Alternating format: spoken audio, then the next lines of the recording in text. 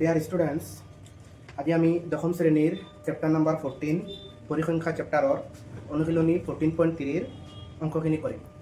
অনুশীলনী 14.3 আমি বেসিক্যালি মধ্যমাটো উলিয়াব লাগে। চোৱা নাম্বাৰ 1 কুৱেশ্যনটো চোৱা।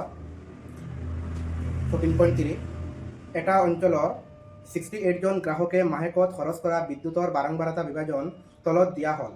তথ্যৰ মধ্যমা, মাধ্য আৰু বহুলক উলিয়াব লাগে। মাধ্যটো আমি পাইছোঁ 14.1ত, মাধ্যটো পাইছোঁ আমি 14.1, বহুলক 14.2। এতিয়া আমি মধ্যমাটো ওলাম 14.3 পৰা। এতিয়া এই তথ্যখিনিৰ পৰা আমি মধ্যমাটো ওলাই ল'ম। Median, we find the median. এখন চোৱা টেবুল দিয়া আছে, টেবুলখন তোমালোকে চোৱা। মাহেকত খৰচ কিমান খৰচ হৈছে ইউনিটত, গ্ৰাহকৰ সংখ্যা, কাষ্টমাৰৰ সংখ্যা। এতিয়া ইয়াৰ পৰা আমি মধ্যমা উলিয়াব লাগে। চোৱা আমি কেনেকুৱা লিখিম। কুৱেশ্যন নম্বৰ অনুশীলনী 14.3 এক নম্বৰ কুৱেশ্যন সলিউশ্যন। প্ৰথমত লিখিম ক্লাছ ইণ্টাৰভেল, শ্ৰেণী অন্তৰাল। প্ৰথমত যে দিয়া আছে যে মাহেকত খৰচ, এইখিনি দিয়া আছে 65ৰ পৰা 85, এইখিনি দিয়া আছে ক্লাছ ইণ্টাৰভেলৰ মান। আমি ক্লাছ ইণ্টাৰভেলখিনি লিখি ল'ম। ক্লাছ ইণ্টাৰভেল পিছত আহিব ফ্ৰিকুৱেঞ্চি, বাৰম্বাৰতা। এই যে গ্ৰাহকৰ সংখ্যা দিয়া আছে নহয়, এইখিনি আমাৰ বাৰম্বাৰতাৰ মান। আৰু আমি ওলাম কমিউলেটিভ ফ্ৰিকুৱেঞ্চি, সঞ্চয় বাৰম্বাৰতা। তিনিটা স্টেপ ওলাম। ক্লাছ ইণ্টাৰভেল এইটো দিয়া আছে, বাৰম্বাৰতা আৰু সঞ্চয় বাৰম্বাৰতা। এই মানখিনি আমি চাই লিখিম। চোৱা কি দিয়া আছে, 65 to 85, আকৌ 85 to 105, 105 to 125, 125, আকৌ 125 to 145, 145ৰ পৰা 165, 165ৰ পৰা 185, 165ৰ পৰা কি দিয়া আছে 185, আকৌ 185ৰ পৰা 205। ঠিক আছে, এইখিনি দিয়া আছে। এফৰ মানখিনি চাই লোৱা। বাৰম্বাৰতাৰ মান, গ্ৰাহকৰ সংখ্যা দিয়া আছে নহয়, এইখিনি বাৰম্বাৰতা। বাৰম্বাৰতা কিমান দিয়া আছে 4, 5, 13, 4, 5, 13, 20, 20, 14, 14, 8, 4। এতিয়া আমি সঞ্চয় বাৰম্বাৰতাটো ওলাম, কমিউলেটিভ ফ্ৰিকুৱেঞ্চি। সঞ্চয় মানে জমা।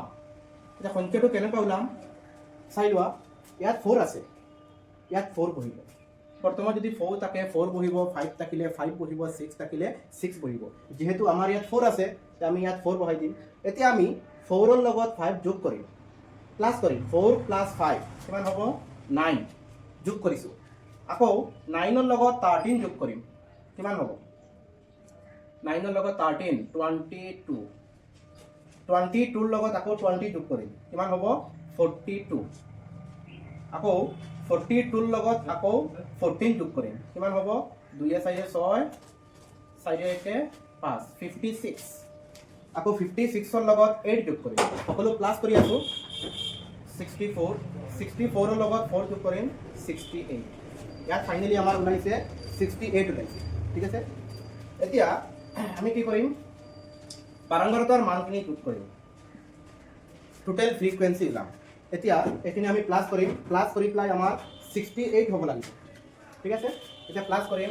4 + 5 9, 9 + 3 কিমান হ'ব 12, 12 + 4 কিমান হ'ব 16, 16 + 8 + 4 28, 8ৰ 8 থাকিব 2, 3, 4, 5, 6। ইয়াত ওলাইছে 68, এনৰ মান ওলাইছে আমাৰ 68। এতিয়া আমি লিখিম হেয়াৰ এফ। প্ৰথমতে আমি এফটো উলিয়াব লাগিব। এফ মানে হৈছে মধ্যমা শ্ৰেণীৰ বাৰম্বাৰতা। মধ্যমা শ্ৰেণীৰ বাৰম্বাৰতা কোনটো হয়, সচৰাচৰ মধ্যমা শ্ৰেণীৰ ডাঙৰ মানটো মধ্যমা শ্ৰেণীৰ বাৰম্বাৰতা হয়। ইয়াৰ ডাঙৰ মানটো আছে 20, এইটো এফৰ মান হ'ব 20। CF টো হ'ব মধ্যমা শ্ৰেণীৰ সঞ্চয় বাৰম্বাৰতাৰ আগৰ শ্ৰেণীৰ বাৰম্বাৰতা। CF মানে মনত থাকিব, CF মানে মধ্যমা শ্ৰেণীৰ সঞ্চয় বাৰম্বাৰতাৰ আগৰ শ্ৰেণীৰ বাৰম্বাৰতা। মধ্যমা শ্ৰেণী কোনটো আছে, এইটো সঞ্চয় বাৰম্বাৰতাৰ আগৰ শ্ৰেণী আছে 22, এইটো হ'ব আমাৰ CF ৰ মান। এতিয়া CF ৰ মান হ'ব 22। এতিয়া আহিব এল। এল মানে মধ্যমা শ্ৰেণীৰ শ্ৰেণী অঞ্চলৰ নিম্নসীমা, এইটোক আমি নিম্নসীমা বুলি কওঁ। 125টো হৈছে নিম্নসীমা আৰু 145টো হৈছে উচ্চসীমা। এতিয়া আমাৰ এল মানে হৈছে নিম্নসীমা, নিম্নসীমাটো হ'ব 125। এতিয়া আহিব এইচ, মধ্যমা শ্ৰেণীৰ দৈৰ্ঘ্য 125ৰ পৰা 145 কিমানখিনি ডিফাৰেঞ্চ? এইচ হাইট, এইটো হ'ব 20। আকৌ n/2 মানে হ'ব এনৰ আধা, এনৰ মান 68, তাৰ আধা কৰিলে কিমান হ'ব? n/2 মানে এনৰ আধা, হাফ, এইটো কিমান হ'ব? 34। অ'কে, এতিয়া আমি ইয়াত লিখি আছোঁ মধ্যমা ইকুৱেল ফৰ্মুলা কি আছিলে? মধ্যমাৰ formula L plus n/2 minus CF/F into H, এইটো ফৰ্মুলা। চোৱা এলৰ মান কিমান দিয়া আছে? আমি বহাই দিম 125 প্লাছ n/2ৰ মান কিমান? n/2ৰ মান বহাই দিম। n/2ৰ মান 34, ইয়াত আহিব 34 মাইনাছ CFৰ মান 22, ইয়াত 22 বহাম। আকৌ Fৰ মান 20 ইনটু Hৰ মান 20, Hৰ মানো 20।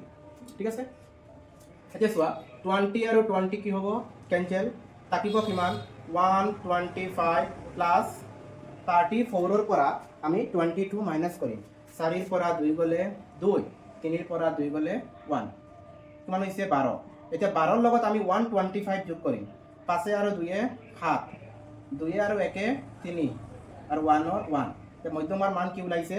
137। এইটো আমাৰ মধ্যমাৰ মান, এইটো তোমালোকে লিখি লোৱা।